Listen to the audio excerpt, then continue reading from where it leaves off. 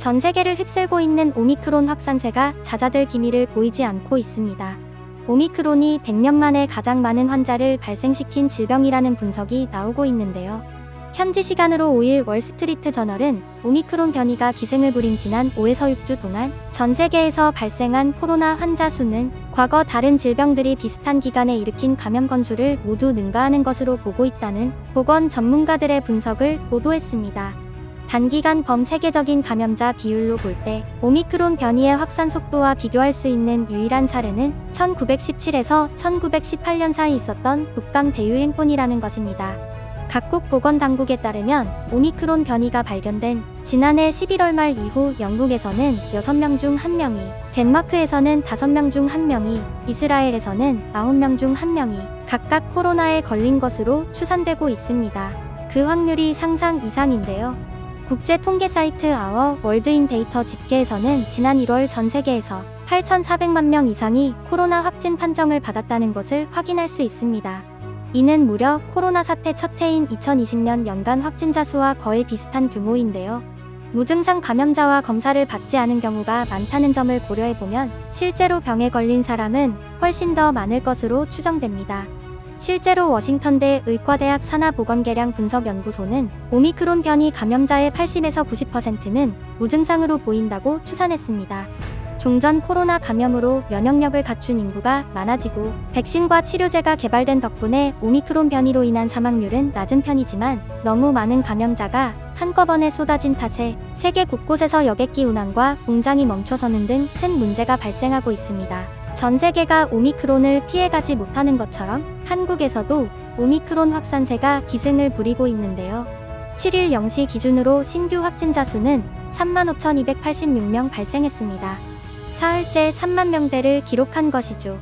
질병관리청장은 오미크론 변이는 국내 유입 이후 9주 만인 1월 3주의 검출률이 50.3%로 우세종화되었고 2월 1주 검출률은 92.1%로 빠르게 증가하였다며 유행 확산이 본격화되면서 1월 3주부터는 확진자 발생이 급증하는 양상을 보이고 있음을 설명했습니다. 또한 오미크론 변이의 중증화율과 치명률은 델타 변이에 비해서 3분의 1에서 5분의 1 수준으로 평가되고 있지만 60세 이상에서의 발생은 위중증이나 사망에 영향을 주는 것으로 판단하고 있음을 밝혔습니다. 전파력은 델타 변이에 비해 2배 이상 높고 가족 중에 2차 발병률도 델타 변이와 비교해서 매우 높은 것으로 나타나고 있다고 합니다. 질병관리청과 국내외 여러 전문가들의 코로나 발생 예측 결과에 따르면 높은 전파력을 보이는 오미크론 변이의 영향으로 2월 말경에는 국내 확진자가 13만에서 17만 명 수준까지도 발생할 수 있을 것으로 전망하고 있습니다. 때문에 오미크론 변이의 특성에 부합하는 새로운 방역 체계와 의료 체계를 도입할 준비를 하고 있는데요. 기존 선제적이고 촘촘했던 3T 전략에서 앞으로는 대규모 확진자, 격리자 발생에 대응하며 사회 필수 기능 유지에 집중을 하는 방향으로 방역 대응 전략을 전환할 계획입니다. 그런데 한국보다 먼저 폭발적인 오미크론 확산세를 겪은 일본의 상황은 몇 배로 심각한 상황입니다. 최근에는 총리 관저에서도 확진자가 나와 화제가 되었습니다. 일본 내각을 총괄하는 관방부의 이소자키 요시히코 부장관이 지난달 28일 코로나에 감염된 것인데요. 총리 관저에서 확진자가 나온 것은 작년 4월 이후 처음 있는 일입니다. 이소자키 부장관은 기시다 후미오 총리를 수시로 대면하며 보좌하는 최측근인데요. 확진 판정을 받은 후 관저 내에서 밀접 접촉자가 없어 기시다 총리는 정상적으로 일정을 소화하고 있는 상태입니다. NHK의 집계에 따르면 2월 5일을 기준으로 일본에서는 10만 949명의 감염자가 발생했습니다. 코로나 사태 발생 이후 처음으로 10만 명대의 환자 수를 기록한 것입니다. 전염성이 강한 코로나 새 변이 오미크론이 우세종으로 자리 잡으면서 7일간 신규 확진자 수는 일주일 전보다 무려 30.5% 늘었는데요. 5일 하루에만 117명이 사망하면서 일본의 코로나로 인한 누적 사망자는 1만 9,289명이 됐습니다. 그런데 사망자 수가 너무 많은 것이 아니냐는 의문이 생겨나기 시작했습니다. 같은 날 한국의 사망자 수가 22명이었다는 사실이 밝혀지며 비교의 대상이 된 것인데요. 사망자뿐만 아니라 중증자의 경우에도 한국은 269명인데 비해 일본은 1,099명을 기록했습니다. 일본의 인구수가 2배 더 많은 것을 고려해도 너무 과하게 많다는 걸 알 수 있습니다. 한국은 중증자 수가 1월 초 시점에서 1000명을 육박하다가 최근 감염자 폭증에도 불구하고 크게 줄어가고 있는데, 일본은 감염자 폭증과 함께 중증자, 사망자 수가 속절없이 늘어나고 있는 것이었습니다. 병실 가동률을 통해서도 이러한 사실을 확인해 볼 수 있었는데요. 2월 4일 17시를 기준으로 한국의 중증 환자용 병실 가동률이 16.1%로 안정적인 관리 상태에 있었던 반면, 일본은 중증자가 계속 늘기 시작해 1100명까지 육박하는 수준에 이르렀습니다.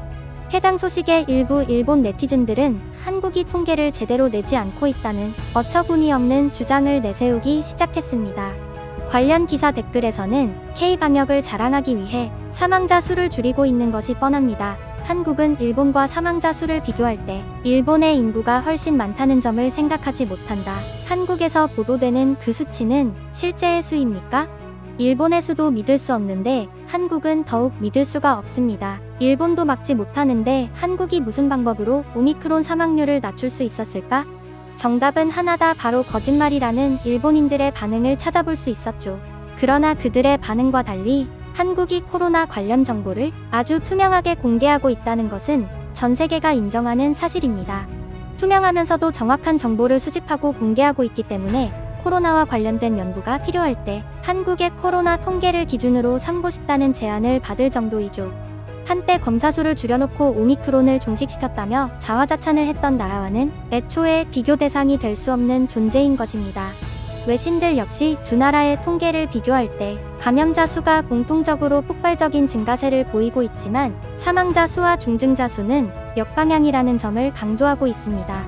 한국과 일본의 인구비가 약 1대 2.4라는 점을 감안하면 감염자 수는 인구비와 대략 비슷하다고 할 수 있지만 사망자 수나 중증자 수를 보면 1대 5.31, 1대 4.08로 인구비를 훨씬 뛰어넘는다는 것이죠. 더군다나 시간이 갈수록 한국의 사망자와 중증자 수는 줄어들고 있고 일본은 더욱 늘어나는 경향을 보이고 있습니다.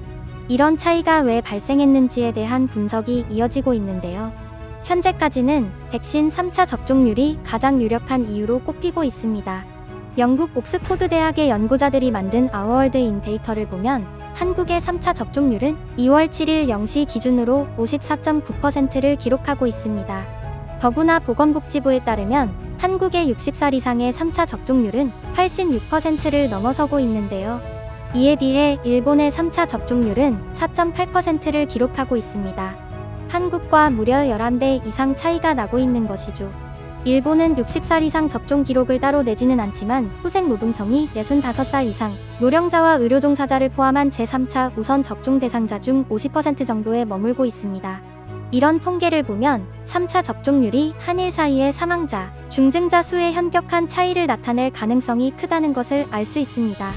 이에 따라 두 나라 사이의 코로나 대응 방향을 둘러싼 의견도 달리 나타나고 있습니다. 한국에서는 감염자 폭발에도 불구하고 중증자가 늘지 않으면서 다시 위드 코로나로 방역체제를 전환해야 한다는 목소리가 커지고 있습니다. 영국이나 덴마크 등 유럽처럼 격리 위주의 코로나 대책을 크게 완화해 일상생활 회복에 중점을 두자는 것인데요. 반대로 일본에서는 감염자 수 폭발과 사망자 및 증증자 수가 비례적으로 늘면서 방역 단계를 최고 단계인 긴급사태 선언으로 높여야 한다는 목소리가 제기되고 있습니다. 때문에 일본 정부는 오미크론 확산을 막기 위해 백신의 제조사와 상관없이 빨리 3차 접종에 나서줄 것을 호소하고 있습니다. 일본 정부의 코로나 대응을 조언하는 전문가 분과회의 오미 시게루 회장은 이날 백신 접종소를 방문해 직접 모더나 백신으로 추가 접종을 하는 모습을 언론에 공개하기도 했죠. 1. 2차는 화이자 백신을 접종했으나 3차 접종은 모더나 백신을 맞았다는 시게루 회장은 접종 후 기자회견에서 오미크론이 고령층에게도 퍼지면서 중증 환자가 늘어나고 있다고 경고했습니다. OECD 회원국 중 백신 3차 접종률 최하위를 기록하는 망신까지 이어지자 일본 정부는 이렇게 3차 접종을 강조하고 나섰는데요. 기시다 후미오 정권은 백신 수급 여력과 현장의 혼란 등을 이유로 지나치게 느린 접종을 일관한 바 있습니다. 일본 민영방송 TBS는 6일 총리 관저와 후생 노동성이 코로나 백신 2차 접종을 받은 사람이 3차 접종을 받으려면 최소 8개월은 기다려야 한다는 과학적 근거 없는 원칙에 지나치게 집착해 당국의 기민한 대응이 불가능해졌다고 진단하기도 했죠. TBS는 이를 일본이 백신 3차 접종에서 주요국 꼴찌로 전락한 가장 큰 이유라고 전했습니다. 정부의 판단 미스가 3차 접종을 촉진하기는커녕 오히려 지연시켰다는 것입니다. 코로나 사태 초기 바이러스 검사 수 부족과 감염자 집계 오류 등의 원인이 됐던 일본 특유의 행정 경직성이 이번에도 문제의 바탕에 깔려 있다는 지적이 나올 수밖에 없습니다. 아베와 스가 등 2명의 전임 총리들이 사실상 코로나 방역 실패로 물러난 것을 눈으로 직접 보아온 기시다 총리로서는 비상이 걸린 상황인데요. 함부로 한국의 3차 접종을 쓸데없는 짓으로 여기는 듯했던 일본이 그 후폭풍을 제대로 막고 있어 조금은 통쾌합니다. 오늘 전해드릴 소식은 여기까지입니다.